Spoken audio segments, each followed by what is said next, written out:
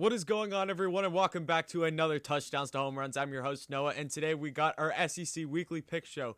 Now, if you're a regular viewer of this channel, you might be thinking, Noah, you already posted this video on Sunday. Why on earth are you posting it again?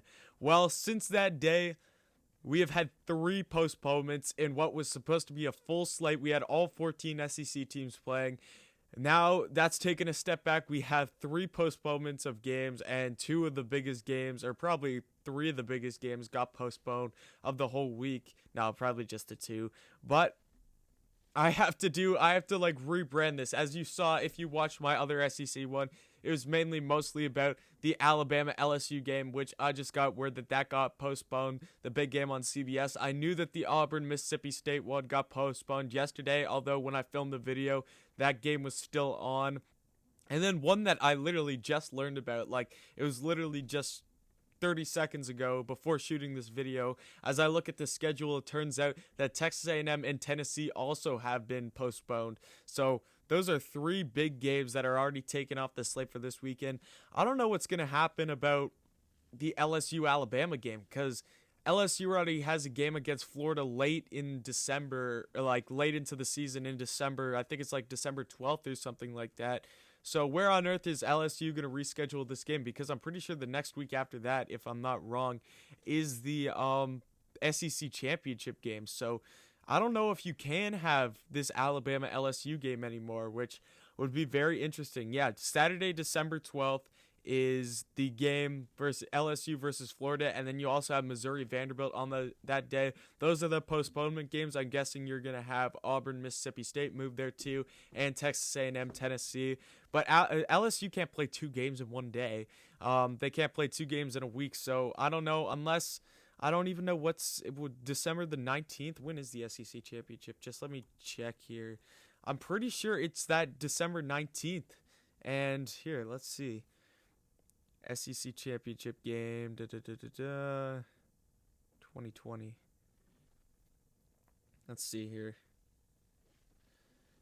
Yep, December 19th. So when on earth is this LSU game going to be played? I'm thinking that it's just a forfeit for LSU, and Alabama will take the win because they can't play this game. There's no possible way you can play this game unless you move back the SEC championship to 7 days later, which would be on December 26th or whatever. You can't have that because that's already when bowl season started, and I'm pretty sure there's no more bye weeks for the rest of the SEC. So very interesting situation we have here in SEC football. But nonetheless, I'm going to get back into giving you guys my prediction for this week's games. We got week 11 of college football and week 8 of SEC football, and we still got 4 games. We still have some good ones, and one particularly in mind, which in my opinion will be the best game in the SEC right now.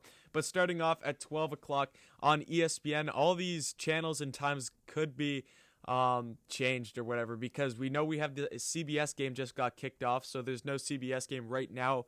I'm guessing the one that I'm talking about, which I think is the best game, might be moved to 3:30 CBS. I may be wrong with that, or it could be this one, the 12 o'clock game on ESPN. We have Georgia and Missouri. Georgia's obviously coming off the big loss to Florida.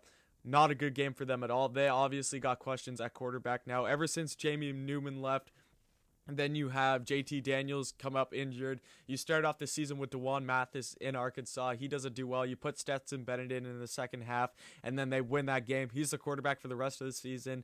And then first half in this Georgia game, they could not in this Florida game, they could not get the ball moving at all.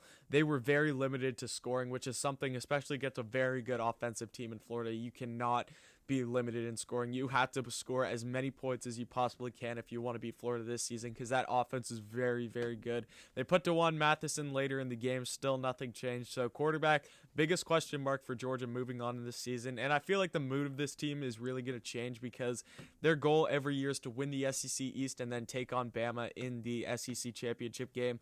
That's not going to happen this year unless Florida loses 2 games and Georgia wins out, which I don't see that happening. Oh, sorry, Georgia fans. It's just you guys are with me too. That it's just both of your guys' schedules for the rest of the season are pretty easy. Missouri has been playing some pretty good football this year. I'm not even going to lie. They have been a lot better than I thought they would be. They're 3rd in the SEC East right now. They beat LSU. They beat Kentucky. They're only 2-3, but still they played some good, decent football. expect this game to be close because it's in Missouri.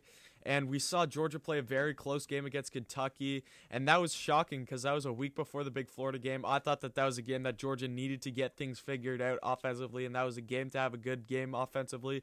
They didn't, so expect this game to be close, but I am going to take the Georgia Bulldogs here in a close one because I feel like Missouri has what it takes to keep this as a close game and maybe even pull out with it just from Georgia having everything that's going on over there, and now that their season felt like it's over, I feel like this Missouri game could be a steal, could be a sleeper game, but I am going to take Georgia and have the Bulldogs winning in this one.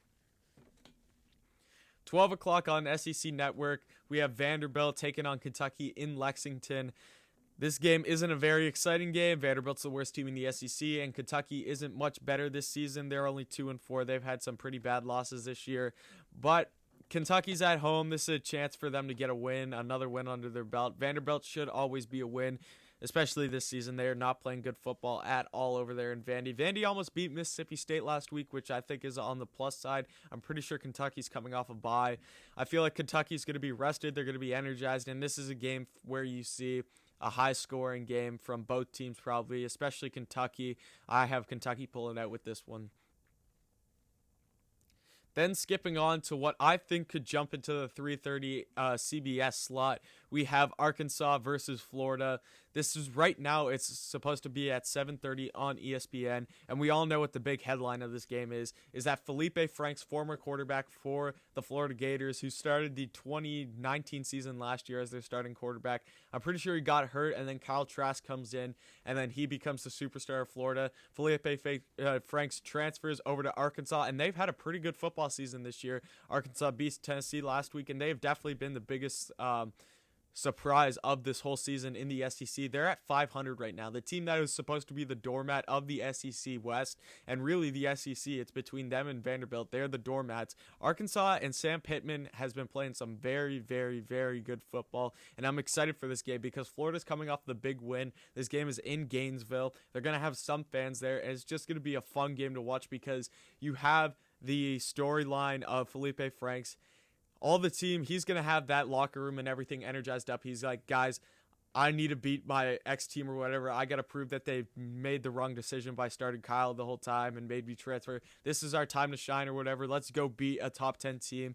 And then Florida is going to be like, we have this guy who used to be our quarterback coming back into our house. Let's show him who's boss or whatever. Let's show him that Kyle's the better guy. It's just going to be a very interesting storyline, and I feel like it's going to be a very aggressive, hard-fought game, and I'm excited for this one. I do have Florida coming out with this one. Florida is the better football team. They're coming off a big win last week, and that offense is lethal. Kyle Trask played amazing last week. Kyle Pitts is by far the best tight end in the league, although he left due to concussion protocol in that game. I don't know yet if he's coming back for this game or not. I hope he is because he's a fun guy to watch play.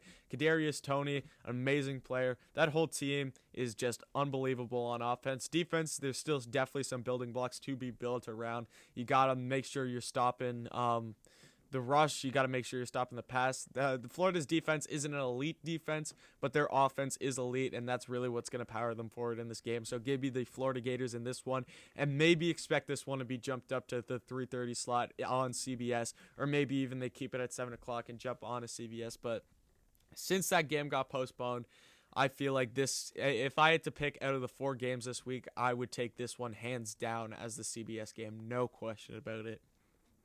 Last up, 7:30, we got my South Carolina Gamecocks versus the Ole Miss Rebels. South Carolina is coming off of one of the worst games I've ever watched as a Gamecocks fan versus Texas A&M. We lost 48-3. Terrible game on both sides of the ball, coaching-wise, terrible. I don't know if Will Muschamp's still going to be our coach for this game. Right now, it's looking like it because I feel like if he were to get fired, he would have been fired yesterday or Sunday or something like that. He's still our head coach right now. That could change. I don't see it happening. But if we do lose this game, which I think is very likely, we just have not been playing good football at all. And Ole Miss is a very good team offensively, and our defense hasn't been able to stop guys lately. Ole Miss is, Matt Corral's been an amazing quarterback for Ole Miss so far this season. Ely's been a great running back, and then they have the leading wide receiver in the SEC, Elijah Moore. This team is stacked on offense. Lane Kiffin has Ole Miss rolling right now.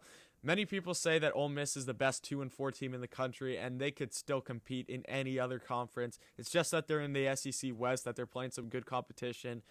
Ole Miss is a very good football team, in my opinion. I love watching them play. They played a really close game against Bama. I remember watching that one. That was one of the best games I've watched all season. That was just an offensive shootout, touchdown after touchdown after touchdown. You see this Ole Miss team. You see Lane Kiffin, who's a former employee for Nick Saban, go head-to-head with him in just an amazing game. That was one of the best games I've watched so far this year. Obviously, Clemson, Notre Dame being up there, the game last weekend, that was really good, and I'm happy because I'm a Gamecocks fan that Notre Dame was able to squeak out with that one.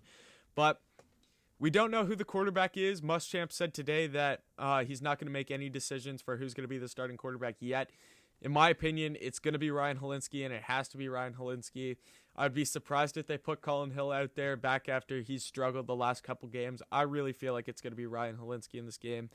Although Ole Miss, I just feel like our defense doesn't have enough to stop Ole Miss's offense right now, and our offense hasn't had the offensive productivity that we need to be able to compete with a team like Ole Miss so far. So even though Ole Miss is a 2-4 team and we are 2-4, but this game is in Oxford, I really like Ole Miss in this game, and I always hate picking against my Gamecocks, but sometimes you just have to be realistic and you have to look at what the situation is with the Gamecocks. I have to be unbiased on this channel. If I pick the Gamecocks every single game, obviously I want Carolina to win every single game, but that doesn't always happen. I know we're not the best football team, and sometimes I just got to be unbiased and be realistic, or else you guys wouldn't take me seriously with these picks. So give me Ole Miss in this one, and thank you so much for watching this video, guys. I appreciate it. Definitely hit the like button down below, hit the subscribe button, comment anything about SEC football, and thank you for watching, and come back next time.